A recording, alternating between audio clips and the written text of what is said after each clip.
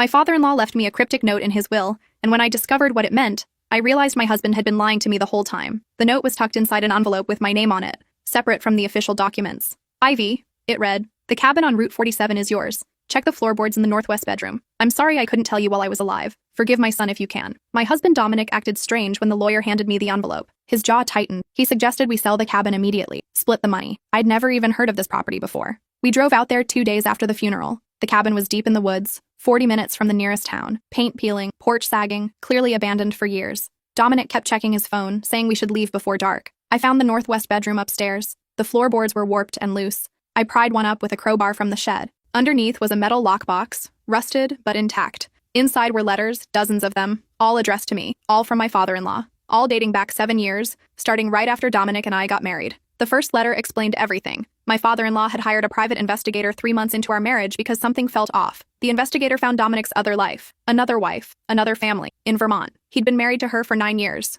They had 2 children. I sat on that dusty floor reading letter after letter. My father-in-law had discovered that Dominic was living 2 complete lives. He worked remotely, traveled constantly between the 2 families, told each of us he was on business trips. His father had confronted him. Dominic had begged, threatened, promised to end it, but he never did. The letters detailed everything: names, addresses, school records, photos of Dominic at his daughter's soccer games, at his son's birthday party, at their family Christmas dinners, all while I thought he was at conferences. My father-in-law had been documenting it all, gathering evidence, but couldn't bring himself to destroy his son's life or mine. Each letter ended the same way. I want to tell you, Ivy, you deserve to know, but I'm a coward. Please forgive me. The last letter was dated 3 weeks before he died. I'm leaving you the cabin and these letters. Do what you need to do. The deed is in your name only. My lawyer has copies of everything in a sealed file. It will be released to you upon my death. I've also left you money in a separate account, enough to start over. I couldn't save you while I was alive, but maybe I can now. I heard Dominic's footsteps on the stairs. He appeared in the doorway, saw the letters spread around me, and went pale. For a moment, neither of us moved. Then he started with the excuses,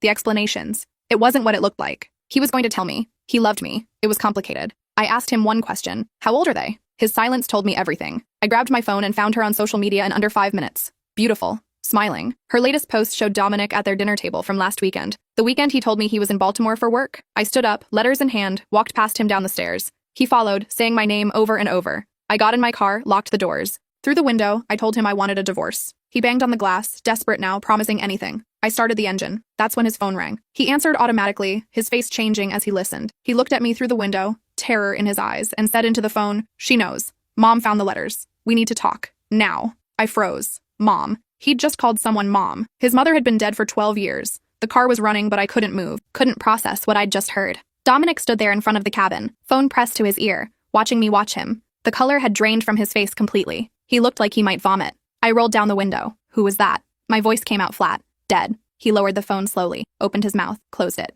Dominic, who did you just call mom? He swallowed hard. I can explain. You've been saying that for the last 10 minutes. Start explaining. Not here. Please. Let's go home and I'll tell you everything. I laughed. Actually laughed. The sound felt foreign in my throat. Home? Which one, Dominic? Ours? Or the one in Vermont with your other wife and kids? Or maybe there's a third one I don't know about yet. There's no third family, I swear. You swear. Your word means nothing to me now. He took a step toward the car. I hit the lock button again, even though the doors were already locked. Who is she? I asked. The woman you just called mom. Silence. Answer me, or I'm driving away right now and you'll never see me again. My mother, he whispered. Your mother is dead. I went to her funeral. I cried at her funeral. That wasn't her. The world tilted sideways. What? The woman we buried 12 years ago. That wasn't my mother. I stared at him through the windshield. He looked small suddenly. Pathetic. Explain. Right now. Or I'm gone. He glanced at his phone, then back at me. My mother didn't die. She faked her death and went into hiding. Why would anyone do that? Because of my father. The pieces weren't fitting together. Nothing made sense. Your father just died. He left me letters exposing your double life. He was trying to help me. My father was a monster. Dominic's voice cracked. You didn't know him. Not really. None of this makes sense unless you understand what he was. Then make me understand. He looked behind him at the cabin, at the woods surrounding us, like he was checking to see if anyone was watching. Not here. Please, this isn't safe. Safe from what? From him? From what he set in motion? He's dead, Dominic. Is he? I felt cold despite the warm evening air. What are you talking about? Get out of the car. Come inside. I'll tell you everything. But we need to be inside, away from cameras. What cameras? He gestured vaguely at the trees. He had this whole property monitored. Security system he installed years ago. If we're having this conversation, it needs to be somewhere he can't hear us. He's dead. His people aren't. I sat there trying to decide if this was another manipulation, another lie in a web of lies. But something in his voice sounded different. Real fear. Fine, I said. But I'm taking the letters. And if you try anything, I'm calling the police. I'm not going to hurt you, Ivy. I've never hurt you. You married someone else while you were married to me. You have children you never told me about. You've been lying to me for 7 years. That's hurt, Dominic. He flinched, nodded. You're right, I know. Just please, come inside. I grabbed the letters, my phone, my keys, got out of the car. He kept his distance, hands visible, like I was a wild animal he was afraid of spooking. We walked into the cabin together. It smelled like mold and decay. The furniture was covered in dust sheets. He led me to what looked like a living room and pulled 2 sheets off chairs. Sit, he said. Please. I sat. He paced, ran his hands through his hair. I'd seen him do that gesture 1,000 times. Now it looked foreign. My father, he started, then stopped. My father wasn't a good man. He presented himself as this successful businessman, pillar of the community, but behind closed doors he was running something else, something illegal. What kind of illegal? Money laundering, identity theft. He had connections to organized crime. I didn't know the full extent when I was younger, just knew that sometimes dangerous-looking men would come to the house, that mom was always nervous, that we moved around a lot. I waited. When I was 17, I figured out what he was doing, found documents he'd hidden, bank records, passports with our photos but different names. I confronted him. Dominic's hands were shaking now. He told me I had 2 choices, join the family business or disappear. He said it casually, like he was asking me what I wanted for dinner, but I saw his eyes. He meant it. People who crossed him disappeared. So you joined him? No, I ran. Went to college across the country. Changed my major 3 times so he couldn't track what I was doing. Started using my middle name instead of my first. Met someone, fell in love, got married. The woman in Vermont. He nodded. Carolyn. We got married when I was 23. She got pregnant right away. Twin girls. I was happy. For the first time in my life, I felt normal. What happened? He found me. I don't know how. But one day he just showed up at our apartment, smiling, like nothing was wrong. Said he was proud of me. Said he wanted to meet his grandchildren. And I believed him. Dominic sat down heavily in the chair across from me. He started coming around regularly, bringing gifts, playing with the girls. Carolyn loved him. Thought I'd been exaggerating how bad he was. Then one night, he asked me for a favor. Just a small thing. Deliver a package to someone. I knew what it was. Knew I shouldn't. But he had photos of my daughters. Of Carolyn. He didn't threaten them outright. Didn't need to. The implication was clear. So you delivered the package. Yes. And then another. And another. Until I was back in it. Working for him. Laundering money through legitimate businesses he'd set up. I tried to get out. Tried to run again. But he always found me. I felt sick. Then I met you. He said quietly. At that conference in Denver. You were speaking about nonprofit fundraising. You were so passionate. So honest. I fell for you immediately. And I thought, this is my chance. New identity. New life. If I can keep you separate from everything else, maybe I can finally be free. So you married me without telling me you were already married. I know.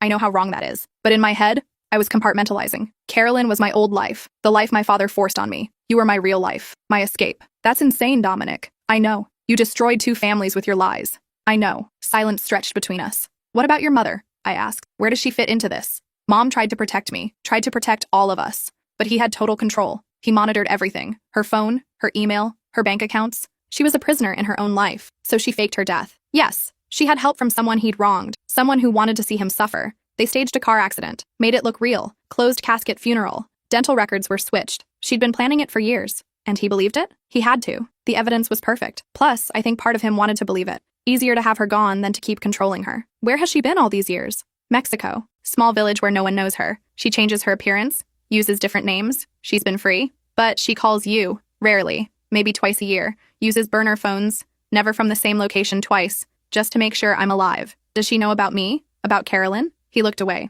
She knows about both of you. Perfect. She tried to warn me, told me this would blow up eventually, that I couldn't live 2 lives forever, but I thought I could manage it. Thought I was smarter than him, than your father. Yes. I looked at the letters scattered on the floor where I'd dropped them. These letters. Your father documented everything about your double life. Why would he do that if he was the one forcing you into this position? Dominic's face went dark. Because he was done with me. I'd become a liability. Too unpredictable. Too emotional. He wanted me out of the business but couldn't just let me go. So he decided to destroy me instead. By exposing you to me. And to Carolyn. I'm sure she has letters too. Or will soon. He wanted both my marriages to implode. Wanted me isolated. Desperate. And then he'd offer me one last job. One that would either set me up for life or put me in prison. What job? I don't know. He died before he could tell me. I stood up, started pacing. This is insane. All of it. And you expect me to believe you? After everything? I can prove it. How? He pulled out his phone, opened his photo gallery, showed me pictures I'd never seen before. Him as a teenager with a woman who looked like an older, more tired version of the woman in his mother's funeral photo. Documents with different names,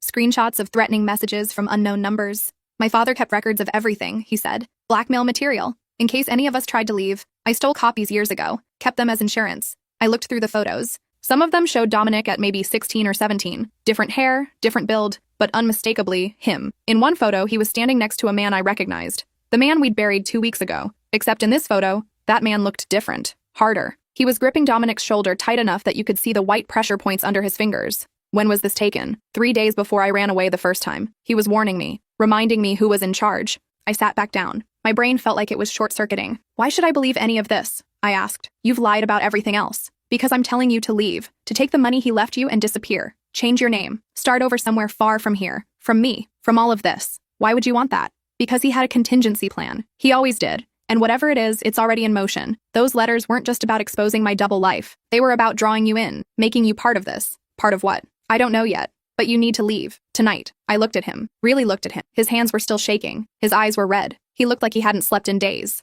What about Carolyn? I asked. Your other wife. She's already gone. Took the kids and left 3 days ago. Her sister called me yesterday. Said Carolyn got a letter too. Different content but same handwriting. Same instructions. She's scared out of her mind. What did her letter say? I don't know. Her sister wouldn't tell me. But whatever it was bad enough that she packed up and disappeared within hours. I felt my phone buzz in my pocket. Pulled it out. Unknown number. The text message was simple. Check your bank account. I opened my banking app with shaking hands. The screen loaded slowly. My savings account showed a deposit from earlier today. $2 million. I stared at the number. What is this? I showed Dominic the screen. He went pale. He did it. He actually did it. Did what? The contingency. The money. He's making you wealthy enough that you become a target. A target for who? For everyone he owed. Everyone he screwed over. They'll think you have access to all his accounts. All his secrets. They'll come looking. I don't have anything. They don't know that. My phone buzzed again. Another text from the same number. Tell Dominic his mother says hello. Tell him we'll be in touch. Ice ran through my veins. They have your mother? Dominic grabbed the phone from my hands. Read the message. His face crumpled. No. She was safe. She was supposed to be safe. Who are they? I don't know. Could be anyone. He had enemies everywhere. He was pacing now. Frantic. We need to go. Both of us. Right now. Leave everything. Just drive. I'm not going anywhere with you. Ivy, please. I know you hate me. You have every right to. But if we don't leave right now, we're both dead. You're being dramatic. Am I? My father faked evidence about my double life for 7 years, kept meticulous records, left you millions of dollars, and now someone has my mother and is sending you threatening messages. Does that sound like I'm exaggerating? I wanted to argue, wanted to tell him he was crazy, but my hands were shaking too. What do we do? There's a car in the shed behind the cabin. Keys are under the seat. It's registered to a name you've never heard. Untraceable. We take it and drive to the Canadian border. Crossover. Find somewhere remote. Figure out what he was planning. This is insane. I know. I don't trust you. I know that too. If you try anything, I swear to God, I won't. I promise. I just need you to live through this. Then you can divorce me, testify against me, whatever you want. But first, we need to survive. I stood up, grabbed the letters, shoved them in my bag. Show me the car.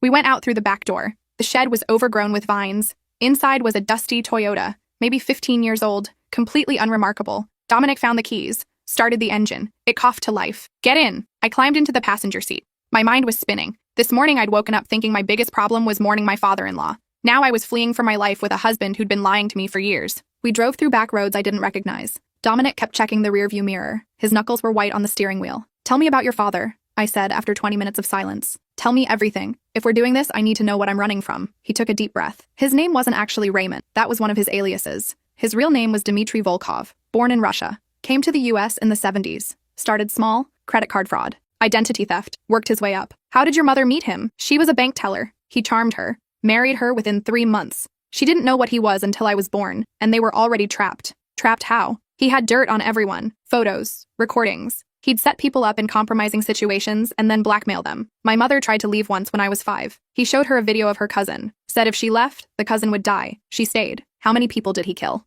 I don't know. He never admitted to anything directly, but people who crossed him had a habit of disappearing. We drove for another hour. My phone rang. Unknown number again. Don't answer it, Dominic said. I answered it. Hello? Mrs. Thorne, or should I say Mrs. Castellano? I understand you're a woman of many names now. The voice was male, accented, Russian maybe. Who is this? A friend of your late father-in-law. He owed me money, quite a lot of money. And before he died, he assured me that you would be happy to settle his debts. I don't have access to his accounts. But you have access to $2 million he so generously deposited in your account today. I don't know what you're talking about. Don't play stupid. It's insulting. We know exactly what he left you. We know where you are. We know everything. What do you want? The $2 million is a start. But Raymond, excuse me, Dmitry, owed me $15 million. I expect the remaining $13 million within the week. I don't have $13 million. Then I suggest you find it. Dmitry was kind enough to leave you breadcrumbs, accounts, properties, hidden assets. You just need to look. And if I can't find them, then we'll take payment another way. Your husband, for instance, has been quite useful to us over the years.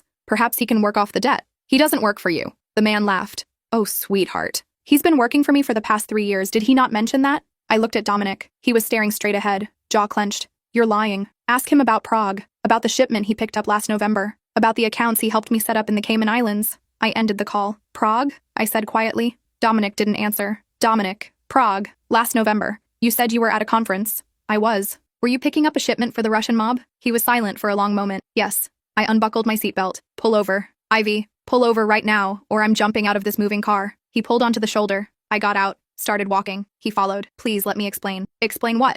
That you've been working for criminals? That everything you've told me tonight is just another layer of lies? I didn't have a choice. There's always a choice. Not when they have your family, not when they threaten your daughters. I spun around. So you chose them over me, over us. I chose all of you. I was trying to protect everyone. By getting deeper into crime, by working with the exact people your father was working with. My father died owing these people money. They came to me, said I could either help them or they'd make Carolyn and the girls disappear. What was I supposed to do? Not marry me while you were doing it. My voice echoed across the empty road. You're right, he said quietly. You're absolutely right. I should have stayed away from you, should have let you live your life without any of this. But I was selfish. I wanted something pure, something good, and you were both of those things. Don't try to make this romantic. You used me. No, I loved you. I still love you. You don't love me. You don't even know what love is. Love is honesty, trust. You've given me neither. A car appeared in the distance, headlights cutting through the dark. We need to move, Dominic said. We're too exposed here. I'm not going with you. Ivy, please. The car was getting closer. I'll take my chances on my own. They'll kill you, maybe, but at least I'll die knowing the truth instead of living in your lies. The car slowed as it approached. A black SUV, tinted windows. Dominic grabbed my arm.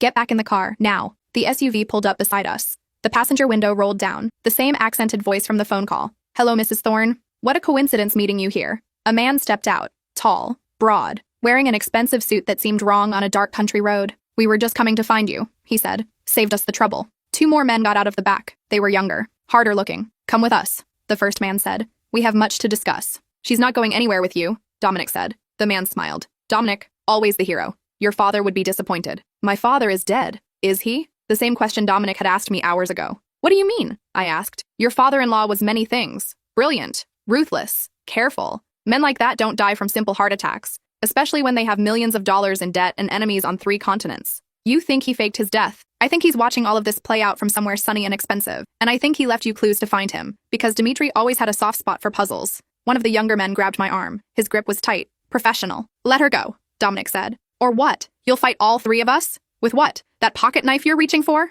Dominic froze. That's what I thought. Now get in the car, both of you. We're going somewhere quieter to have this conversation. Run, Dominic said to me. Excuse me? The Russian man looked amused. Ivy, run, now. I didn't think, just reacted. Yanked my arm free and ran into the woods. Behind me, I heard shouts, footsteps, Dominic yelling, then a gunshot. I kept running. Branches whipped my face. Roots tried to trip me. My lungs burned, but I didn't stop. Another gunshot, closer. I could hear them crashing through the woods behind me, their flashlights cutting through the darkness. My phone was still in my pocket. I pulled it out while running. Dialed 911. 911, what's your emergency? I'm being chased. Men with guns. I don't know where I am. Somewhere off Route 47, near an old cabin. A hand grabbed my hair, yanked me backward. I fell hard. The phone flew from my grip. One of the younger men stood over me, gun pointed at my face. Enough running, he said in heavily accented English. He dragged me back through the woods, back to the road. The Russian man was standing over Dominic. My husband was on the ground, blood spreading from his shoulder. You shot him, I said. He tried to run. This is what happens when people run. He needs a hospital. He needs to tell us where Dmitri is.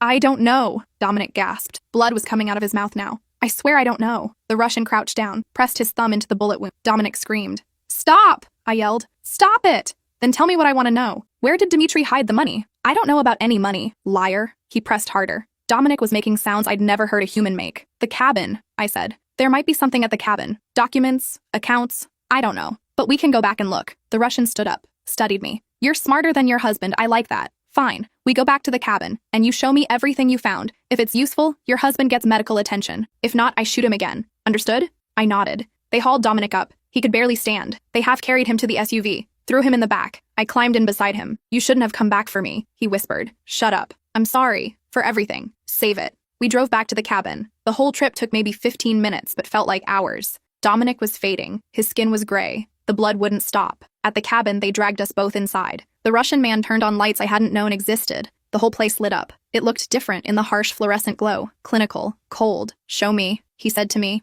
I led him upstairs. Showed him the loose floorboards. the empty space where the lockbox had been. I took the letters, I said. They're in my bag. In the car we were driving. What letters? From Dimitri, to me, explaining about Dominic's double life. Show me. We went back outside. I retrieved my bag from the Toyota, handed him the letters. He read through them slowly. His expression never changed. These are worthless, he said finally. Just confessions. Drama. Where are the account numbers? The passwords? The real information? I don't know. That's all I found. Search the cabin, he told his men. Every wall, every floorboard, everything. They tore the place apart, ripped up more floorboards, punched holes in walls, shredded furniture. Nothing. An hour passed. Then 2. Dominic was unconscious now. His breathing was shallow. He's dying, I said. Please, let me call an ambulance. Not until I get what I came for. There's nothing here. The Russian grabbed my face, forced me to look at him. Dimitri left you $2 million.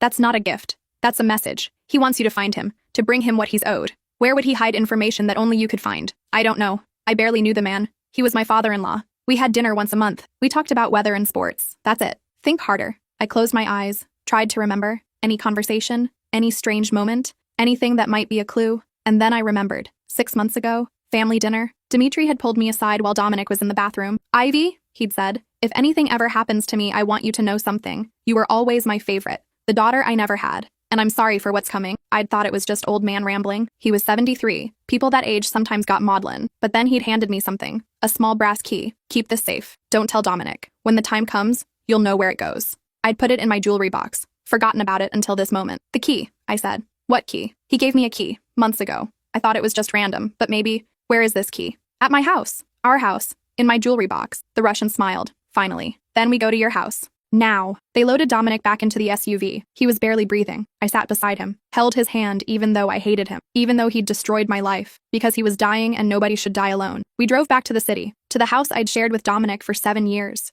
The house I'd thought was my home. The Russian sent one of his men in with me, told him to shoot me if I tried anything stupid. We went upstairs, to my bedroom. I opened my jewelry box. The key was right where I'd left it. Brass. Small. Old-fashioned looking. I brought it downstairs. The Russian took it, turned it over in his hands. What does it open? I don't know. Not helpful. He looked at Dominic, slumped in a chair now, barely conscious. Where would your father hide a safe deposit box? Dominic's eyes fluttered open. First National, downtown branch, under the name Howard Chen. How do you know that? Because I set it up for him, 10 years ago. The Russian laughed. See? He can be helpful when properly motivated. We go to the bank, first thing in the morning when they open. He'll be dead by morning, I said. Then we better hope there's something valuable in that deposit box. Otherwise, this whole night was a waste. They moved Dominic to a bedroom, put pressure bandages on his wound, gave him something for the pain. It wasn't enough, but it was better than nothing. I sat with him through the night. One of the Russians stood guard outside the door. Ivy? Dominic whispered around 4 a.m. What? The deposit box. There's something you need to know. Tell me in the morning. Might not make it to morning.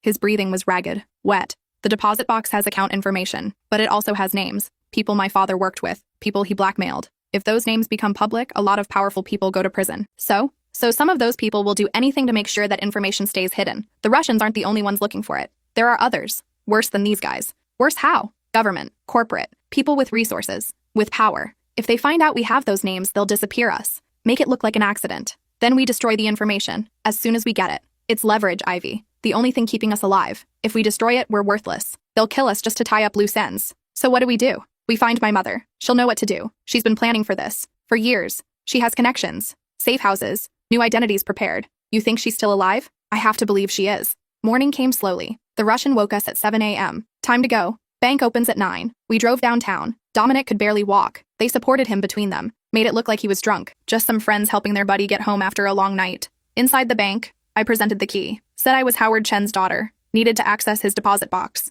The manager looked skeptical, but the key was real. The name was in the system. They led us to a private room. Brought out the box. Inside were documents. Dozens of file folders, USB drives, and a letter. The letter was addressed to me. Dear Ivy, if you're reading this, I'm either dead or might as well be. I'm sorry for involving you in this mess. You deserved better. But you're also the only person I trust to do what needs to be done. The documents in this box contain evidence of crimes committed by 47 people. Senators, judges, CEOs, mob bosses, cartel leaders. Each one owes me money or favors or silence. Use this information wisely. The USB drives contain account information, 15 million in cryptocurrency, 5 million in gold certificates. Another 10 million in art and artifacts stored in warehouses around the world. All of it legally yours now through various shell companies. Instructions for accessing everything are in the blue folder. But be warned. This information makes you dangerous, makes you a target. Trust no one, not even my son, especially not my son. He's weak. He always has been. I love him, but love doesn't erase truth. Protect yourself first. There's a woman named Natasha who can help you. Her number is in the red folder. She's been my insurance policy, my backup plan.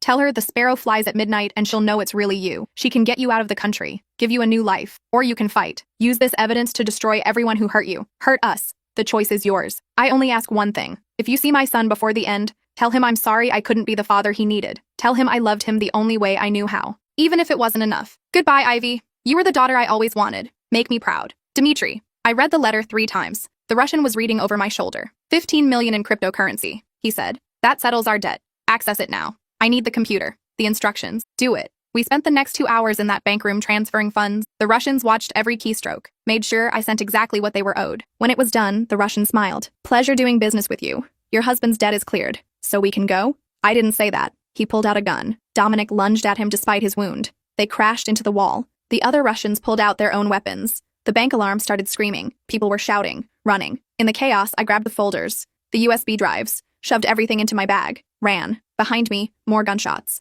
I didn't look back. Out of the bank, into the street. A taxi was stopped at a light. I yanked open the door, jumped in. Drive. Now. I'll pay you $1,000 cash to just drive. The driver looked at me like I was insane. I pulled out a $100 bill from my wallet, showed it to him. There's 9 more of these if you drive. Right now. He drove. I looked back through the rear window. Police cars were surrounding the bank. Ambulances, fire trucks. No sign of Dominic. No sign of the Russians. I called the number in the red folder. It rang 4 times before someone picked up. Yes? A woman's voice. Accented. European. The sparrow flies at midnight. Silence. Then, who gave you this phrase? Dmitri. He left me documents. Instructions. You're Ivy. Yes. Is Dmitri dead? I think so. I'm not sure anymore. Where are you? In a taxi. Leaving downtown. I just escaped the Russians. They might have killed Dominic. I don't know. Listen to me carefully. Go to Penn Station. Track 7. There's a homeless man who sells newspapers. Tell him you need the midnight edition. He'll take you somewhere safe. How do I know I can trust you? You can't. But Dmitri trusted me. And right now, I'm your only option. She hung up.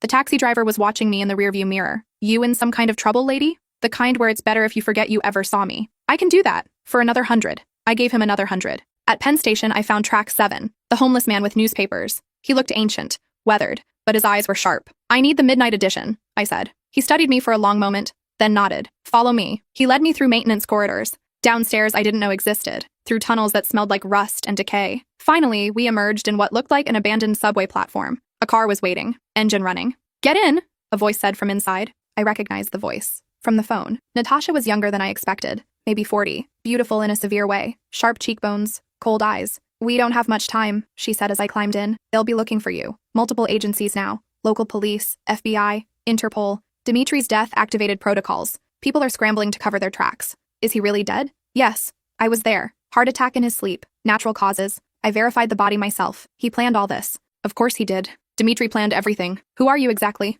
I was his lawyer, his fixer, his confidant, and occasionally, his conscience. Though he didn't listen to that last part very often. And my husband? Natasha's expression softened slightly. Dominic was pronounced dead at the bank, shot 3 times. I'm sorry. I should have felt something. Grief, relief, anger. Instead, I just felt numb. What happens now? Now you decide. Dmitri left you options. The accounts. The evidence. The resources to start over anywhere in the world. Or to wage war against everyone who used him. Used you. What did he want me to do? He wanted you to survive. Everything else is secondary. We drove for hours. Changed cars twice. Eventually arrived at a warehouse in New Jersey. Inside was an apartment. Fully furnished. Stocked with food. Cash. Documents. You can stay here as long as you need, Natasha said. No one knows about this place except me. And when they find me, they won't. I'm very good at my job. She handed me a passport. My photo. Different name. Amelia Davidson. Born in Toronto. Clean history. Perfect credit. She's ready for whatever life you want to give her. I looked at the passport. This stranger who wore my face. What about justice? For everything Dmitri did. Everything Dominic did. All the people they hurt. Justice is expensive. And often unsatisfying. But if you want it, the blue folder has everything you need. Names. Crimes. Evidence. You could destroy 47 powerful people with what's in that folder. Would it bring Dominic back? No. Would it undo the 7 years of lies? No. Then what's the point? Natasha smiled slightly. That's the question, isn't it? What's the point of any of this? Dmitri spent 40 years building an empire of secrets and lies. He died alone in a hospital bed. Dominic spent his whole life trying to escape his father's shadow and died the same way. Shot in a bank by criminals. Neither of them found peace. What did they find? Power, control, the illusion of safety, but never peace. I sat down on the couch, still holding the passport of the woman I could become. I don't know what to do. Then don't decide yet. Rest, process, grieve. The world will still be broken tomorrow. It can wait. Natasha left me there, alone in the warehouse apartment. I spent the next 3 days not moving, not sleeping, just existing. On the 4th day, I opened the blue folder, started reading. Senator Williams, took bribes from 3 foreign governments, had proof, Judge Martinez, fixed trials for the mob, had recordings, CEO Thompson, embezzled pension funds, had bank records, on, 47 names, 47 crimes, 47 lives I could destroy. One name jumped out at me. Detective Raymond Chen, covered up murders. Took payments from Dmitry to lose evidence. Chen, the same last name Dmitry had used for the safe deposit box. I called Natasha. The name Howard Chen, the deposit box. Was that a real person? Yes. Detective Raymond Chen. He worked with Dmitry for 15 years. Why? He investigated a murder in my neighborhood 2 years ago. A woman named Patricia Liu. They never found her killer. Check the yellow folder. I found the yellow folder. Inside were cold cases. Unsolved crimes. Things Dmitry had been involved in but never caught for. Patricia Liu's file was there. She discovered her husband was laundering money, threatened to go to the police. Dominic had been the one to deliver the package that killed her, made it look like a home invasion. I read the report 3 times. My husband had killed someone, not indirectly, not through association. He'd personally murdered a woman who was just trying to do the right thing. I threw up in the bathroom, stayed there for an hour. When I finally came out, I knew what I had to do. I spent the next week organizing everything, made copies, encrypted files, set up dead man switches. If anything happened to me, the information would automatically go to every major news outlet. FBI, Justice Department, International Criminal Court. Then I started making calls. First to the senator. Senator Williams, my name is Amelia Davidson. I have documents showing you took $2 million from the Latvian government in exchange for voting against sanctions. I'm calling to offer you a choice. Who is this? Someone who can ruin you, or someone who can make this go away. Your decision. What do you want? I want you to introduce legislation, prison reform, accountability for judicial misconduct, protections for whistleblowers, real changes, not performative nonsense. And if I refuse, then tomorrow morning every news outlet in America receives your file, along with the 46 other corrupt officials I'm contacting. You're bluffing. Am I? Check your email. I just sent you page 1. There are 247 more pages where that came from. He checked. I heard him gasp. Who are you? I'm the person who inherited Dmitry Volkov's files, and I'm not interested in blackmail. I'm interested in reform. You have 48 hours to draft the legislation. Send it to me for approval. If it's real, substantive change, I'll keep your file confidential. If it's garbage, I release everything. I hung up. Made the same call to all 47 names. 47 chances to do something right. 32 of them agreed immediately. 11 tried to have me killed. 4 tried to bribe me. The 11 who tried to kill me got their files released that afternoon. The 4 who tried to bribe me got their files released the next day. By the end of the month, I had 32 pieces of legislation being drafted. Real reform, real change. It wouldn't undo the damage, wouldn't bring back the people who'd been hurt, but it was something. Natasha called me 6 weeks after I started. You've made powerful enemies. I know. They're looking for you. Actively. 3 separate contract killers. 2 federal investigations. 1 very angry cartel. I'm being careful. Careful isn't enough. You need to disappear. Completely. I will. After this is done. Done when? When the legislation passes. When it becomes real. When the system actually changes. That could take years. Then I'll disappear after that. You'll be dead before that. Maybe. But at least I'll have done something real. Something that matters. Natasha was quiet for a long moment. Dmitry would be proud of you, for what that's worth. It's not worth much. He created this mess. True. But he also gave you the tools to fix some of it. That counts for something. Does it? I think so. And I think deep down you do too. Otherwise you'd have taken the money and run. She was right. I could have disappeared, become Amelia Davidson for real, lived a quiet life somewhere warm and anonymous. Instead, I was fighting. 3 months later, the first piece of legislation passed. Prison reform, real oversight, actual consequences for abuse. It wasn't perfect, but it was real. I watched the signing on TV from a hotel room in Prague, cried for the first time since Dominic died. Not for him, not for me. For everyone who'd been caught in Dmitry's web, everyone who'd been hurt. The tears didn't fix anything, but they felt necessary. 6 months after that, I was sitting in a cafe in Berlin when someone sat down across from me. An older woman, gray hair, kind eyes. Hello, Ivy. I reached for the gun in my bag. Don't, she said softly. I'm not here to hurt you. Who are you? Someone who knew your father-in-law and your husband. I'm the one who helped his mother disappear all those years ago. Why are you here? Because I have something you need to see. She slid a folder across the table. Inside was a death certificate for Dmitry Volkov and a photo of him, dated 2 weeks ago, alive, sitting at a cafe in Buenos Aires. He faked it, I whispered. Yes, just like he faked his wife's death. He's good at that. But Natasha said she verified the body. Natasha verified a body. Dmitry's dental records. Dmitry's DNA. But think about what he did for a living. Fake identities. False papers. He had decades to prepare. I stared at the photo. It was definitely him. Older. Thinner. But unmistakably the man who'd left me those letters. Why fake his death? To escape. To watch what happened next. To see if his son would survive. If you would survive. It was a test. And you passed. Passed what? His test of worthiness. He wanted to know if you were strong enough, smart enough, if you could use the tools he gave you to actually make a difference, or if you'd just take the money and run. And Dominic failed. Dmitry knew he would. That's why he set everything up the way he did. Dominic was always going to die. The only question was whether you'd die with him. I felt sick. He planned my husband's death. He planned for every possibility, including the one where his son sacrificed himself to save you, which is exactly what happened. Dominic didn't sacrifice himself. He was murdered by people Dimitri knew would be there, at that exact bank, at that exact time. Nothing was left to chance. I stood up. I'm going to kill him. No, you're not. Watch me. The woman grabbed my wrist. Her grip was surprisingly strong. Listen to me. Dimitri left you one more thing, one final gift. If you go to him now, if you confront him, you lose it. But if you walk away, if you let him have his escape, you get everything. Everything what? His whole empire. Every account, every property, every asset, all legally transferred to you. No tricks, no games. Just walk away and it's yours. Why would he do that? Because you proved you're better than him, better than Dominic. You used his tools for good instead of personal gain. That's all he ever wanted. To know that something he created could be used for something other than destruction. I don't want his money. Then use it the way you've been using it. For reform, for change, for justice. You've already done more good with his files than he did in 40 years. Imagine what you could do with $40 million. I looked at the photo again, at Dimitri's face. Peaceful, content. He looked happy. What if I want revenge instead? Then you'll spend the rest of your life hunting a ghost. He'll disappear again, and again. You'll never catch him, and all the good you could have done will be lost to obsession. She released my wrist. The choice is yours. It always has been. That's what he wanted you to understand. You have agency, power, freedom. The only question is what you do with it. I sat back down. How do I know you're telling the truth? You don't.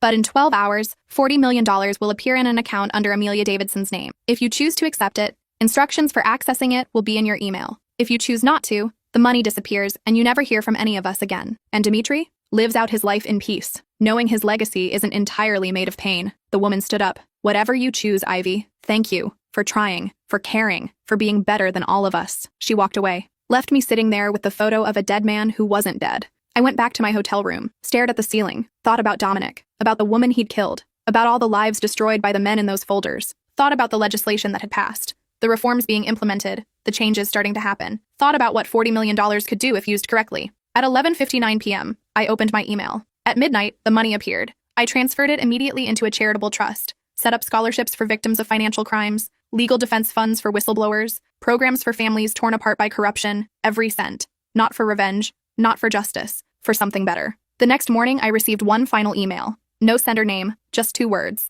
Thank you. I deleted it. Burned the passport of Amelia Davidson. Created a new identity. Elena Petrov, aid worker, philanthropist, someone who helped instead of hurt. I never saw Dimitri again. Never tried to find him, let him have his peace. Because I finally had mine. 5 years later, I was at a school opening in Romania. A school funded by the trust. Named after Patricia Liu, the woman Dominic had killed. Her daughter was there, cutting the ribbon. She didn't know who I was. Didn't know the connection. She just knew someone had cared enough to remember her mother, to honor her. That was enough. After the ceremony, I flew to Vermont, to the town where Dominic's other wife had lived. Carolyn was there, older now, tired, but alive. I watched from a distance as she picked up her daughter from soccer practice, laughed with other parents. Lived a normal life? She'd remarried. Her social media showed a kind-looking man who taught high school, who coached Little League, who was everything Dominic had pretended to be. I could have approached her, told her everything, but what would be the point? She'd grieved, moved on, found happiness again. Why ruin that? I left her to her peace, drove to a cemetery outside town, found Dominic's grave, his real one this time, not the empty plot beside his fake dead mother. His headstone was simple. Beloved father,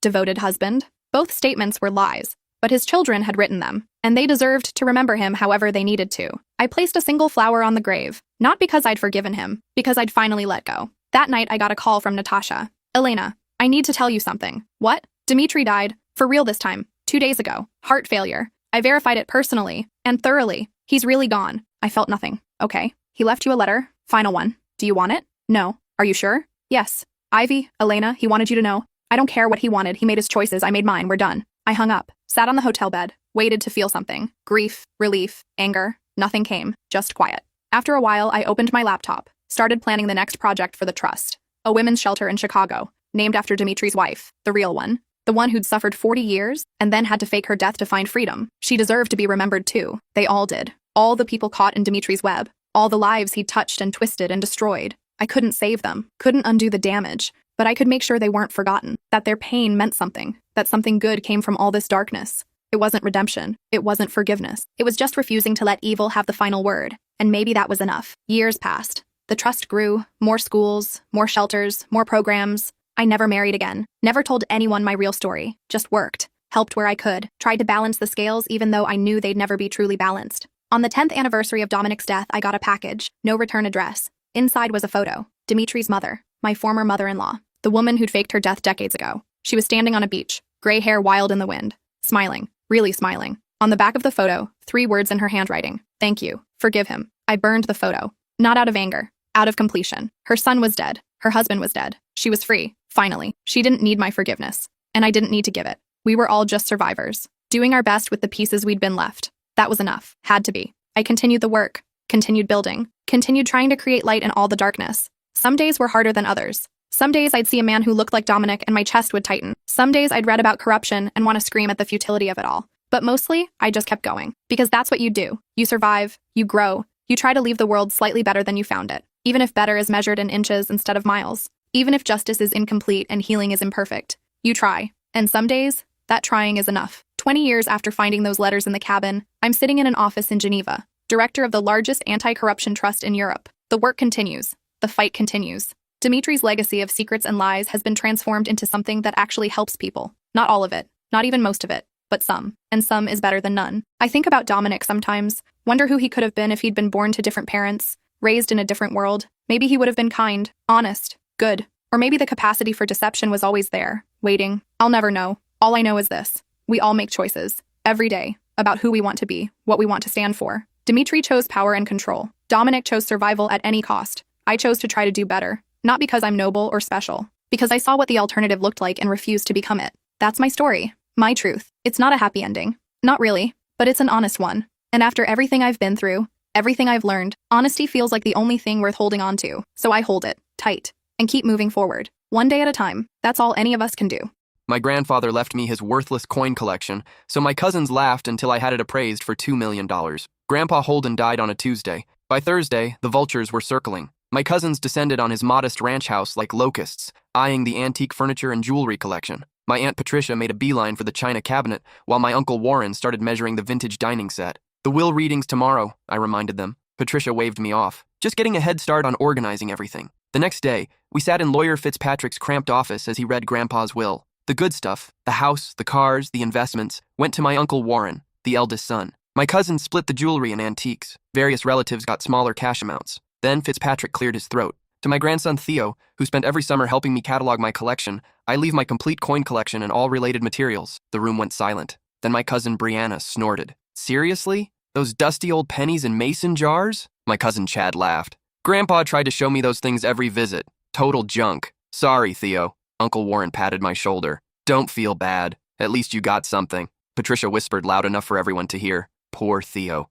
Always was Holden's favorite, and this is what he gets." I said nothing. Grandpa had spent countless hours teaching me about those coins, their history, their origins, how to identify valuable pieces. While my cousins were outside playing, I was learning about mint marks and rare dates. After the reading, I drove to Grandpa's house. Uncle Warren was already directing movers. "Take whatever coins you want," he called out. "We're donating the rest to charity." I found Grandpa's collection exactly where he'd left it, in his study, organized in labeled albums and protective holders. There were hundreds of coins spanning decades. My cousins saw worthless old money. I saw a lifetime of careful curation. It took me 3 trips to move everything to my apartment. The following Monday, I called Henderson Numismatics, the coin shop Grandpa had mentioned. The owner, Mr. Vega, agreed to do a preliminary assessment. "Bring everything," he said. "Your grandfather had quite the reputation among collectors." Wednesday morning, I loaded my car with boxes and drove to Henderson Numismatics. Mr. Vega's eyes widened when I started unpacking. "Sweet mother of pearl," he whispered, examining a particular coin under his magnifying glass. "Is this what I think it is?" He called in his partner, Mrs. Rodriguez. They huddled over several pieces,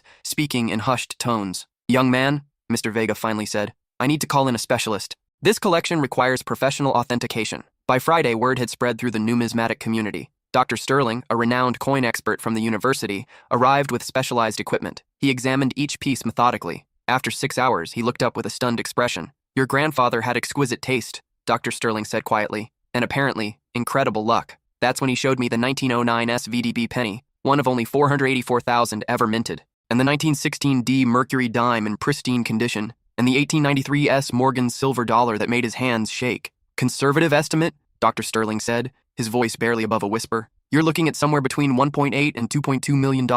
I sat in stunned silence. Mr. Vega nodded gravely. "Your grandfather knew exactly what he had. He'd been building this collection for 60 years. I thought about my cousins laughing, about Uncle Warren's condescending pat on the shoulder, about Patricia's whispered pity. I need official documentation, I said. Dr. Sterling handed me his card. I'll have a complete appraisal ready by Tuesday. But I'm telling you now, this is one of the most valuable private collections I've ever seen. I drove home in a daze. That evening, I called my mom to tell her the news. 2 million? She gasped. Theo, are you sure? Getting it officially appraised next week. There was a long pause. Have you told anyone else? Not yet. Maybe keep it quiet until you decide what to do. But word was already spreading. Dr. Sterling had mentioned the discovery to colleagues. Mr. Vega's shop was buzzing with rumors. By Monday morning, my phone was ringing. Theo? It was Cousin Brianna, her voice suddenly sweet. I heard the craziest rumor about Grandpa's coins. What kind of rumor? I asked, knowing exactly where this was headed. That they might be worth something? I mean, that's ridiculous, right? We all saw them. But I was thinking, maybe we should get them appraised together, as a family. Split whatever we find.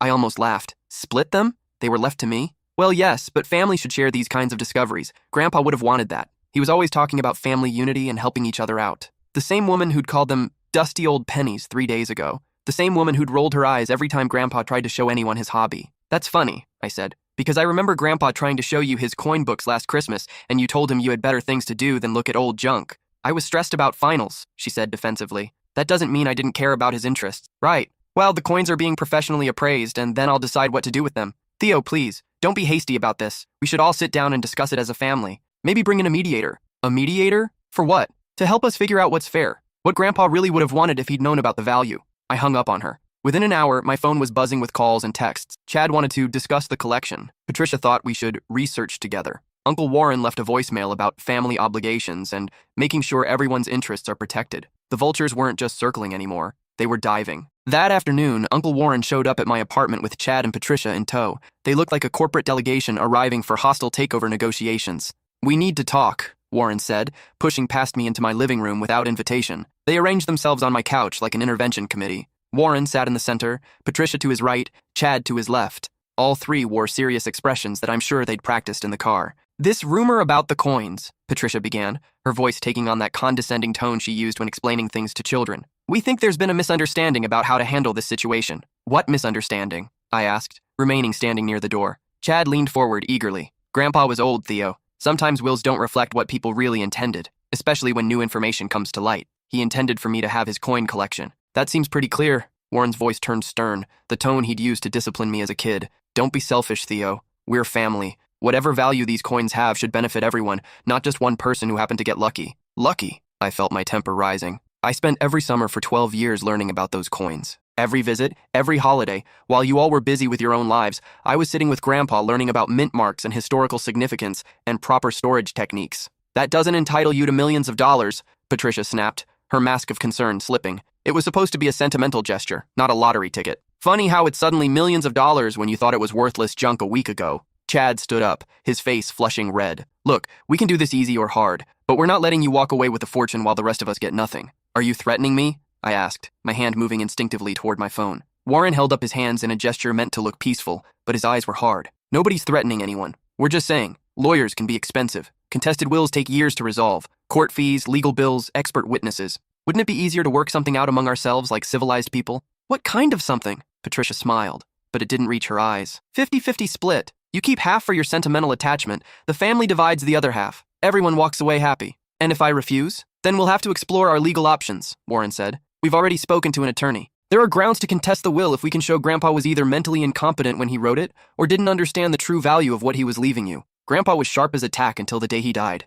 You know that. Do we? Chad asked. An 87-year-old man makes a bequest worth millions to one grandchild while leaving everyone else out? That sounds like diminished capacity to me. Patricia nodded sagely. Plus, there's the issue of undue influence. You spending all that time alone with him, isolating him from the rest of the family, manipulating an elderly man into favoring you in his will. I stared at them in disbelief. Isolating him? I was the only one who visited regularly. I was the only one who called him every week. I was the only one who remembered his birthday last year. That's exactly what we're talking about, Warren said. You deliberately cultivated a special relationship to influence his decisions. I cultivated a relationship because I loved him and he was lonely. Where were all of you when he was in the hospital last year? I was there every day for 2 weeks. We all have jobs and responsibilities, Patricia said defensively. So do I. But I made time. See? Chad pointed at me. You're already acting superior, like you deserved more because you were the good grandchild. That's manipulation. I looked at these 3 people, my own family, and realized I was seeing them clearly for the first time. They weren't grieving Grandpa's death or honoring his memory. They were angry about money they'd never expected to exist, and furious that it wasn't going to them.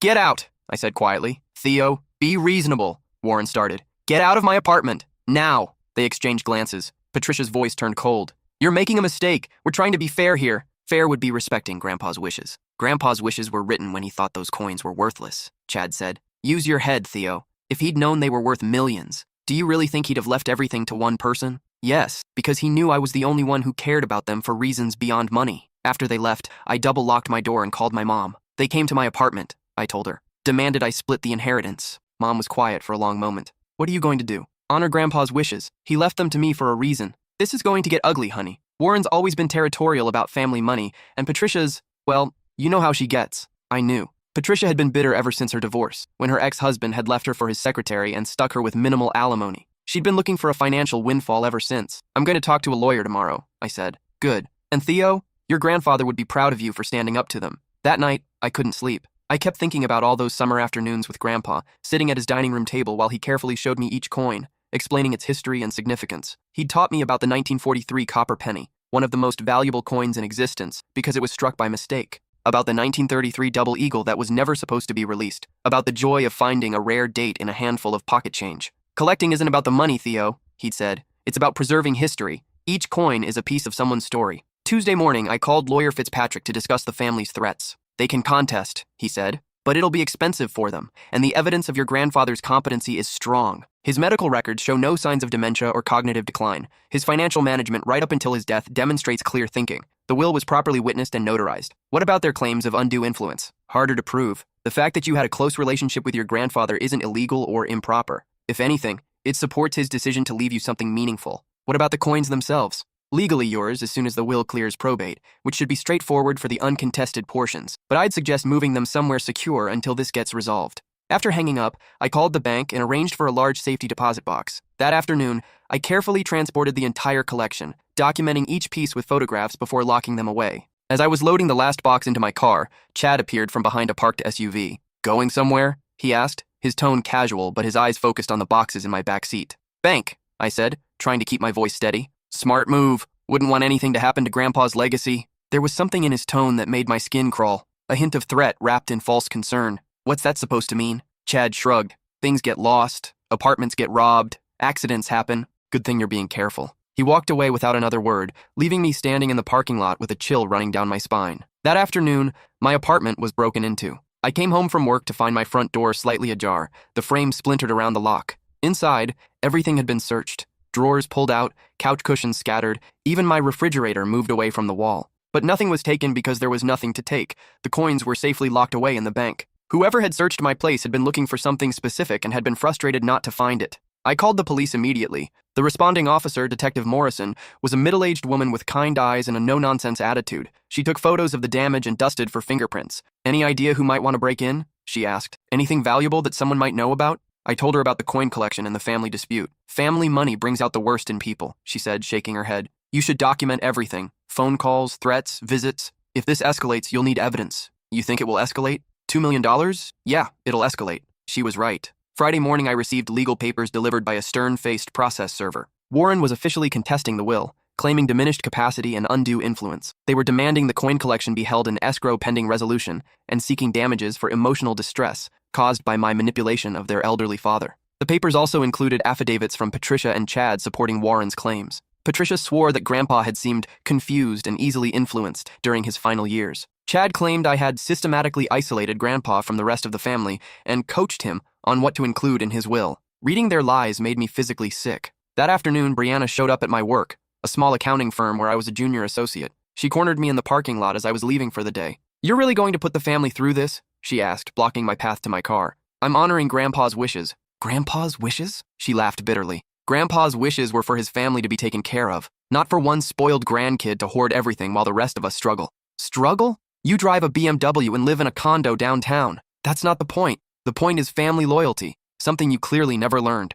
I learned it from Grandpa. Real family loyalty means respecting people's decisions, not attacking them when they don't benefit you. You think you're so special because you were his favorite. You think those summers you spent with him make you better than the rest of us. I think those summers taught me about who Grandpa really was. Not the old man you all saw as a burden, but someone with passions and knowledge and stories to share. Oh, please, Brianna's voice dripped with contempt. You were a lonely kid with no friends. Grandpa felt sorry for you, so he let you hang around while he played with his coins. Don't mistake pity for preference. That stung because part of it was true. I had been lonely. My parents had divorced when I was 8, and I'd spent summers with Grandpa because Mom was working double shifts and Dad was starting his new family. But Grandpa had never made me feel like a charity case. Maybe I was lonely, I said, but at least I was there. At least I listened when he tried to share something he cared about. He tried to share it with all of us. We just had better things to do than humor an old man's obsessions. And that's exactly why he left the collection to me. Brianna stepped closer, her face flushed with anger. You think you're so righteous, but you're just greedy. If you really cared about honoring Grandpa's memory, you'd share with the family he loved. The family that barely visited him? The family that forgot his birthday? The family that put him in assisted living and visited twice a month? He needed professional care. He needed family. Real family. Not people who saw him as an obligation. Brianna slapped me. The sound echoed across the parking lot, and several co-workers who were leaving turned to stare. My cheek burned, but I didn't retaliate. Feel better? I asked. She burst into tears. Whether from anger, frustration, or guilt, I couldn't tell. This is tearing the family apart, she sobbed. Can't you see that? The family tore itself apart the minute you all decided money was more important than respecting Grandpa's wishes. I got in my car and drove away, leaving her standing in the parking lot. That weekend, I drove to Grandpa's house, now officially Warren's property according to the will. I still had a key and wanted to retrieve some personal items Grandpa had specifically left me, his coin reference books, his magnifying glass, and a few photographs from our summers together. I found Warren in Grandpa's study, going through the desk with methodical precision. Looking for something? I asked from the doorway. He startled, then quickly composed himself. Just organizing paperwork. Dad kept everything, and I mean everything. Medical records going back 20 years, tax returns, correspondence with coin dealers. That last part caught my attention. I noticed he was specifically searching through Grandpa's coin catalogs and reference books, making notes on a yellow legal pad. Those aren't part of the estate, I said. The will specified all coin-related materials come to me. Warren's face reddened. Don't be ridiculous. A few old books aren't worth fighting over. Then you won't mind if I take them. He moved to block my path to the bookshelf. Everything in this house stays put until the will dispute is resolved. I'm not letting you remove anything that might be relevant to our case. What case? Those books aren't part of your claim. Says who? If Dad was using those books to evaluate his collection, they're evidence of what he knew about the coin's value. I realized what Warren was doing. He was trying to build a case that Grandpa had either known exactly how valuable the coins were, in which case, why wouldn't he share such wealth with the whole family? Or that he'd been confused about their value, supporting the diminished capacity claim. That's not how it works, I said. The non-contested items can be distributed immediately. Warren stepped closer, his voice taking on that threatening tone I remembered from childhood arguments. You want to test that theory? Because I've got lawyers who disagree.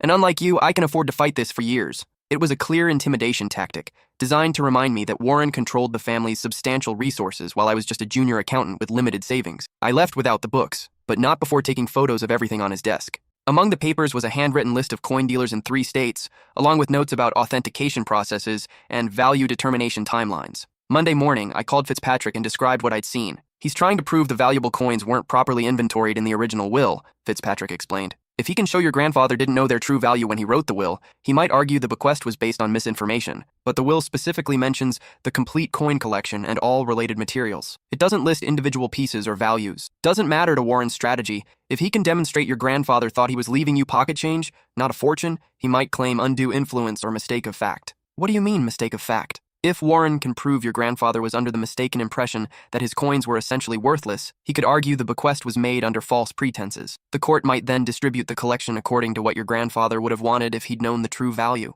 My stomach dropped. Can he do that? It's a long shot, but not impossible. That's why he's documenting everything, trying to show a pattern of your grandfather either not knowing or deliberately concealing the collection's value from the family. That afternoon, I received a call from Mr. Vega at Henderson Numismatics. Someone's been asking questions about your grandfather, he said, his voice concerned. Man came in yesterday claiming to be researching Holden's collection for legal purposes. Wanted to know when your grandfather last brought coins in, what he said about their value, whether he seemed confused or forgetful. My pulse quickened. What did you tell him? The truth, that Holden was one of the sharpest collectors I ever met. Knew exactly what he had, always asked informed questions, never seemed confused about anything. But this guy seemed disappointed with my answers. What did he look like? Tall, expensive suit, aggressive manner. Had a briefcase full of legal documents. Said he was working with the family to clarify some inheritance issues. That had to be Warren's attorney, fishing for evidence to support their case. Did he ask about specific coins? Yeah, and that's the weird part. He had a list of the most valuable pieces in your grandfather's collection, asked if Holden had ever mentioned them by name, ever discussed their worth, ever seemed surprised by their value. My blood ran cold. How could he have a list of specific coins? That's what I was wondering. The only way he'd know exactly what was in the collection is if someone had already cataloged everything, which meant Warren had somehow gotten access to Dr. Sterling's appraisal, or possibly had hired his own expert to evaluate the coins I'd moved to the bank. That evening, I sat in my apartment, still damaged from the break-in, trying to figure out Warren's strategy. If he was building a case that Grandpa didn't know the coin's value, he'd need to explain how an experienced collector could accidentally accumulate millions of dollars worth of rare pieces. But if he was building a case that Grandpa did know the value, he'd need to explain why a loving grandfather would deliberately exclude his other grandchildren from such wealth. Either way, I was the target. Wednesday morning brought another surprise. I arrived at work to find a private investigator waiting in the lobby. "Theo Martineau?" he asked, approaching with a clipboard and badge. "Yes? I'm conducting interviews for a legal matter involving your grandfather's estate. Can I ask you a few questions?" I looked around the lobby, aware that my co-workers and boss were watching this interaction with interest. "Not without my lawyer present," I said. The investigator smiled. "Nothing formal. Just trying to get a timeline of your relationship with your grandfather. When did you start visiting him regularly? Who initiated those visits? Did he ever discuss the contents or value of his coin collection?" I said, "Not without my lawyer." "Did your grandfather ever seem confused or forgetful during your visits? Did he ever repeat stories or forget conversations you'd had?" Several co-workers had gathered nearby, pretending to check their mail, while obviously listening to our conversation. "Are you working for my Uncle Warren?" I asked. "I'm conducting an investigation into potential elder abuse and undue influence." "Elder abuse?" My voice rose, and now everyone in the lobby was staring. "Allegations that you systematically isolated your grandfather from his family and manipulated him into changing his will to benefit you exclusively." The words hit me like physical blows. I felt my face burning with embarrassment and anger. "Get out," I said. "Sir, I'm just trying to—" "Get out!" The investigator left, but the damage was done. My boss, Mr. Henderson, called me into his office an hour later. "Theo, what was that about? Elder abuse? Inheritance disputes? This is a professional workplace." I explained the situation as best I could,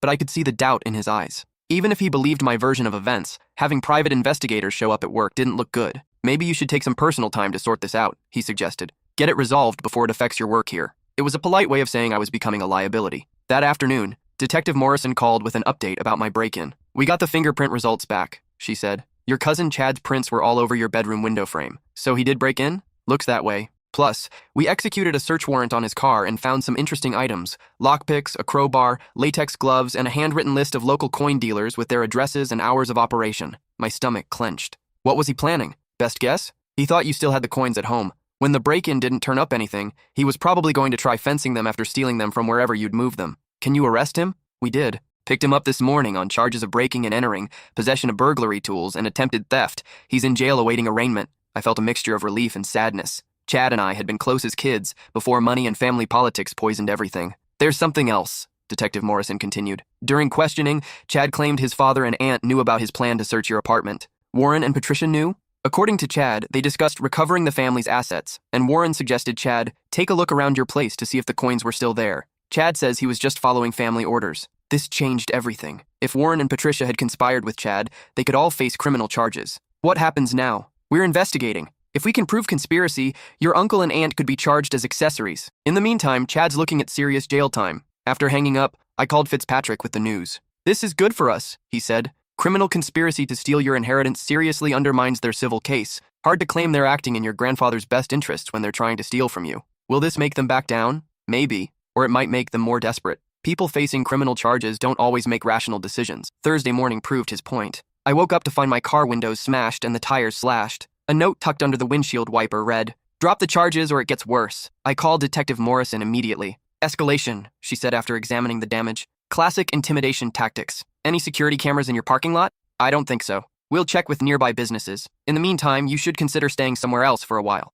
And definitely don't travel alone." That afternoon, I moved into a hotel near downtown, paying cash and registering under a fake name. The paranoia felt ridiculous, but the message on my car had been clear. Friday brought news that Chad had been released on bail, posted by Warren, according to Detective Morrison. "He's got conditions," she assured me. "No contact with you, no going near your residence or workplace, but be careful anyway." That evening, as I sat in my anonymous hotel room, I found myself thinking about Grandpa again. What would he make of all this? His family turning against each other, his grandson in hiding, his carefully preserved collection at the center of a bitter legal battle. I pulled out my phone and called Mrs. Rodriguez at Henderson Numismatics. "I need to ask you something about my grandfather," I said. "Did he ever talk about his family? About what would happen to his collection after he died?" There was a long pause. "He did, actually, especially in the last year or so." "What did he say?" "He was worried about your cousins, about their attitudes toward money and responsibility. He said most of them saw his coins as junk, but that you understood what they really represented." "Did he know how valuable they were?" "Oh, honey, of course he knew. Holden had been collecting for 60 years. He knew exactly what everything was worth, probably down to the penny. Then why didn't he tell the family?" Mrs. Rodriguez was quiet for a moment. "He said something once that stuck with me. He said, 'Money changes people, and not usually for the better. Better to let them think it's worthless junk than watch them fight over it while I'm still alive. My eyes filled with tears. Grandpa had known exactly what would happen if the family discovered the collection's value. He'd protected everyone from their own greed as long as he could. There's something else, Mrs. Rodriguez continued. Your grandfather left something here for you. A sealed envelope with instructions to give it to you after his death. I forgot about it until yesterday with everything that's been happening. What kind of envelope? Personal letter, looks like. He dropped it off about 6 months ago, said it contained some important information you'd need if anything happened to the collection. I drove to the coin shop immediately, taking a circuitous route and checking my mirrors constantly. The envelope was exactly as Mrs. Rodriguez had described, sealed, with my name written in Grandpa's careful handwriting. I opened it in my car, hands shaking. Theo, if you're reading this, then my collection has found its way to you as intended. By now, you've probably discovered its true value and realized why I never mentioned the specifics to the family. Those coins represent 60 years of careful hunting, trading, and patience. Each piece was chosen for its rarity, its history, or its beauty. You're the only person who ever showed genuine interest in understanding that history. Your cousins saw old money. You saw stories. Warren will try to claim I didn't know what I was leaving you. In Safety Deposit Box 847 at First National Bank, you'll find documentation proving otherwise. The key is taped under the bottom drawer of my desk, the drawer that locks. I trusted you with my collection because you understood its real value was never the money. It was the connection to history, the preservation of stories, the joy of discovery. Don't let them take what belongs to you, but don't let it change who you are either. Love, Grandpa P.S. If things get really bad, there's one more thing in the safety deposit box that might help, something I hoped I'd never need to use. My hands were shaking as I finished reading. Grandpa had known this would happen. He'd prepared for it. But first, I needed to get that key from his desk. I drove to Warren's house, the house that had been Grandpa's, and parked across the street, watching for any sign of activity. Warren's car wasn't in the driveway, and the house looked empty. I still had the key Grandpa had given me years ago. I waited until dark, then slipped through the back gate and entered through the kitchen door. The study looked exactly as Warren had left it, papers scattered across the desk, books pulled from shelves, filing cabinet standing open. I found the locked drawer exactly where Grandpa had described it, a small key taped to its underside. As I was prying the key loose, I heard the front door open. Told you he might come back here, Warren's voice carried down the hallway. Check the study first. I pocketed the key and looked for another way out. The study had a window that opened onto the side yard, but it would be visible from the front of the house. Footsteps approached down the hallway. If he's here, we corner him, Patricia's voice. Make him understand this has gone far enough. I slipped behind the heavy curtains just as the study light came on. Desk's been moved, Warren said. Someone's been here. Maybe it was the cleaning lady, Patricia suggested. I gave the cleaning lady the week off. Didn't want anyone here while we're dealing with this legal situation. Through a gap in the curtains, I could see Warren examining his desk, checking to see if anything was missing. The drawer's been disturbed, he said. The tape's gone. What tape? Dad mentioned something once about keeping important papers in a locked drawer. I've been trying to find the key for weeks. My heart was pounding so loudly I was sure they could hear it. Maybe Theo found it,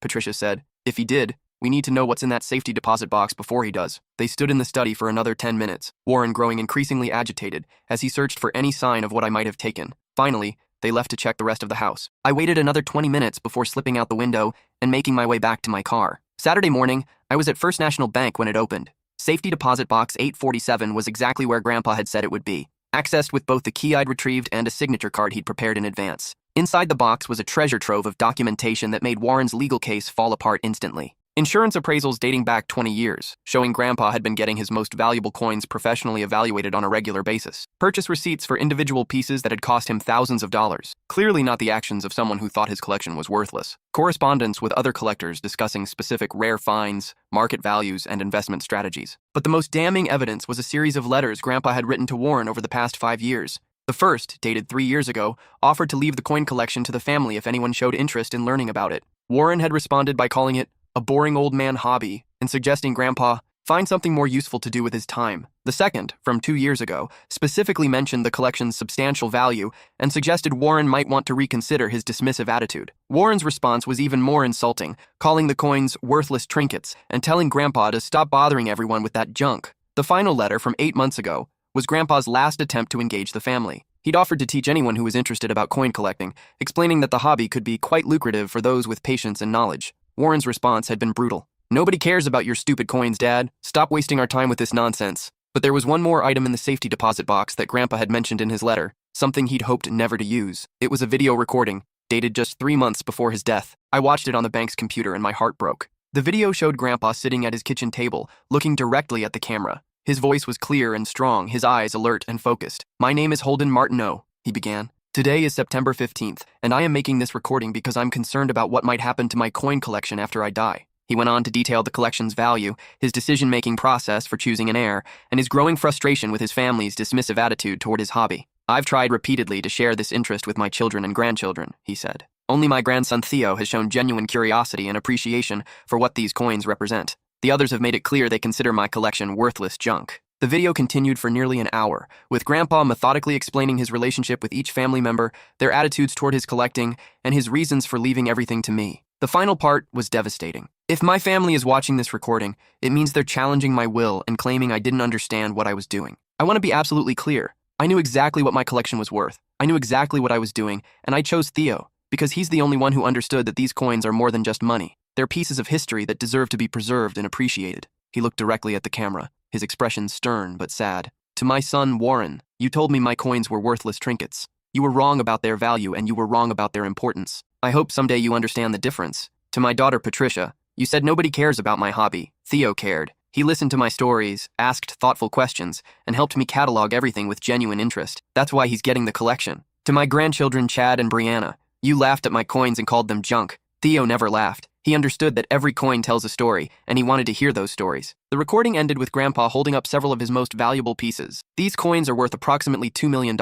I'm leaving them to Theo not just because he's earned them, but because I trust him to preserve their historical significance rather than just cashing them in. That's what a true collector does. I sat in the bank's viewing room, crying as I watched my grandfather defend his decision from beyond the grave. That afternoon, I called Fitzpatrick and told him about the safety deposit box discovery. This changes everything, he said after I described the contents. Your grandfather clearly knew the value and deliberately chose you as the recipient. Warren's incompetency claim just fell apart completely. What about the undue influence allegation? Dead in the water. The video testimony and correspondence show your grandfather making an informed decision based on years of family interactions. Plus, the fact that he repeatedly tried to engage other family members proves you weren't isolating him. So it's over? Should be. I'll send copies of everything to Warren's attorney. Once they see this evidence, they'll have no choice but to withdraw their challenge. Monday morning, Warren called me directly for the first time since this whole mess started. We need to talk, he said, his voice strained and defeated. I'm listening. Can we meet somewhere? Just you and me. No lawyers. Against my better judgment, I agreed to meet him at a coffee shop downtown. He looked like he'd aged 10 years in the past month, gray-faced, hollow-eyed, wearing a wrinkled shirt that suggested he wasn't sleeping well. I saw the video, he said without preamble. I waited. And the letters. Your lawyer sent copies to our attorney. His voice cracked slightly. I didn't remember writing those responses to Dad, but seeing them again. You remembered? I remembered how dismissive I was. How cruel, really. He stared into his coffee cup. Dad was trying to share something he loved, and I kept shutting him down. He just wanted someone to care about his hobby. I know that now. But at the time, it seemed like he struggled for words. Like he was trying to fill empty time with meaningless, busy work. I thought I was protecting him from wasting his energy on trivial things, protecting him from what he loved most. Warren flinched. I was wrong. About the coins, about Dad, about you. We sat in silence for several minutes. What happens now? I asked. I'm withdrawing the legal challenge. My attorney says we have no case anyway. Not with Dad's video testimony. And Chad's criminal charges? He's pleading guilty to breaking and entering. Probably get probation since it's his first offense. Warren looked up at me. He's ashamed of what he did. We all are. Are you? Yes, deeply ashamed.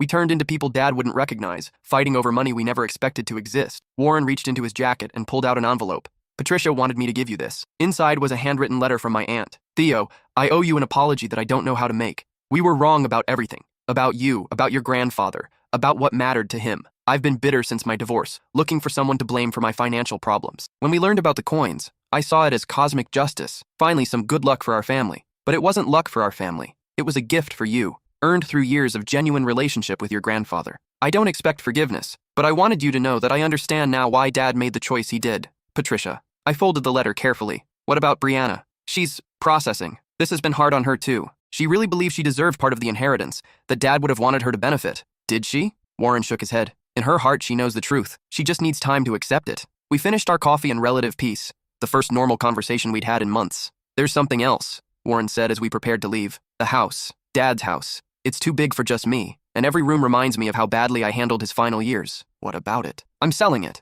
But before I list it, I wanted to offer you the chance to go through his things. Take whatever has sentimental value, the family photos, his books, personal items. It was a generous gesture, and I appreciated it. That weekend, I spent hours in Grandpa's house, going through a lifetime of accumulated memories. I found photo albums documenting our summers together, pictures of us at coin shows, examining our latest finds, celebrating particularly exciting discoveries. In his bedroom dresser, I discovered a journal he'd kept during his final year. The entries were heartbreaking. Theo called today. He's excited about a 1964 Kennedy half-dollar he found in his pocket change. I told him to check for the proof version. Might be worth something. He's the only one who still cares about these things. Warren came by but spent the whole visit talking about his work problems. When I tried to show him the new Mercury dime I found, he said he didn't have time for coin talk. Sometimes I wonder if any of them will miss me when I'm gone, or just the money I'm leaving behind. Theo helped me reorganize the collection today. He's getting good at identifying mint marks and understanding grading. If something happens to me, I know the coins will be in good hands. The final entry was dated 2 weeks before his death. Finished updating my will today. Fitzpatrick thinks I should tell the family about the coin's value, but I disagree. Better to let them think it's worthless until after I'm gone. That way, I'll know their reactions are genuine. Theo will be surprised by the money, but he'll understand why I chose him. The others, well, I suppose I'll find out what kind of people they really are. Reading his words, I realized Grandpa had been conducting a test from beyond the grave. He'd wanted to see how the family would react to losing a fortune they'd never known existed. Warren, Patricia, Chad, and Brianna had all failed that test spectacularly. But understanding their failure didn't make me feel superior. It just made me sad for what our family had lost. Tuesday morning, Dr. Sterling called with an interesting proposition. "I've been thinking about your grandfather's collection," he said. "Have you considered donating pieces to a museum? Not selling them, but creating a permanent exhibit that would honor your grandfather's memory while allowing the public to appreciate these remarkable coins." "What kind of exhibit?" "The University Museum would love to display the collection as an example of how one dedicated collector can preserve important historical artifacts. We could call it the Holden Martineau Collection and include information about your grandfather's life and collecting philosophy." The idea appealed to me. Grandpa had always said the real value of collecting was preserving history for future generations. "I'd want to keep a few pieces for sentimental reasons," I said. "Of course, but imagine school children learning about American history through your grandfather's coins. Imagine other collectors being inspired by his dedication and knowledge." That afternoon, I visited the University Museum to discuss the details. The curator was thrilled at the prospect of housing such a significant collection. "We could create an entire wing dedicated to numismatic history," she explained. "Your grandfather's collection would be the centerpiece, but we could expand it to include other donations and educational materials. How would it be presented? We'd tell the story of each major piece, not just its monetary value, but its historical significance. The 1893 S. Morgan dollar, for example, represents a specific moment in American silver mining history. The 1916 D. Mercury dime reflects changes in artistic design during World War I. It was exactly what Grandpa would have wanted, his coins continuing to educate and inspire long after his death. I agreed to donate 80% of the collection to the museum,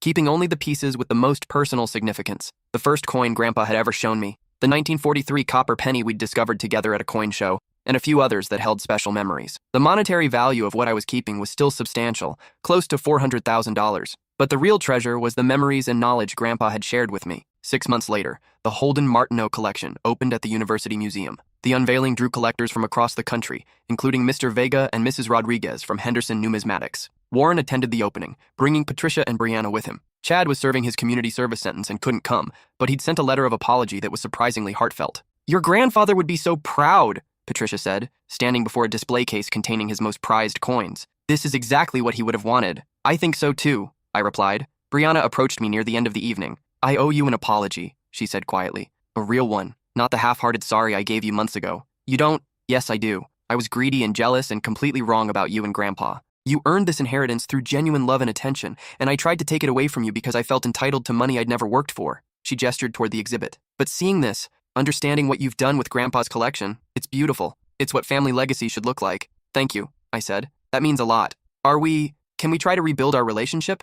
As cousins, I mean, without all the money drama?" I considered her question. The wounds from our family's battle were still fresh, but holding on to anger would honor no one's memory. "I'd like that," I said. As the evening wound down, I found myself standing alone in front of the display featuring Grandpa's most valuable piece, the 1893 S. Morgan silver dollar that had made Dr. Sterling's hands shake during the initial appraisal. The placard read, "This extremely rare coin was acquired by Holden Martineau in 1987 after years of searching. It represents not just monetary value, but the patience and dedication required for serious collecting. Mr. Martineau often said that the joy of discovery was worth more than any dollar amount. He was right about that," a voice said behind me. I turned to find an elderly man I didn't recognize, wearing a badge that identified him as a fellow collector. "Did you know my grandfather?" I asked. "We corresponded for years, traded coins occasionally. Holden was one of the most knowledgeable collectors I ever met, also one of the most generous. He helped me identify several valuable pieces in my own collection." "That sounds like him. He talked about you often in his letters, said you were the only family member who appreciated the real value of what he was doing. I learned everything I know about collecting from him." The old man smiled.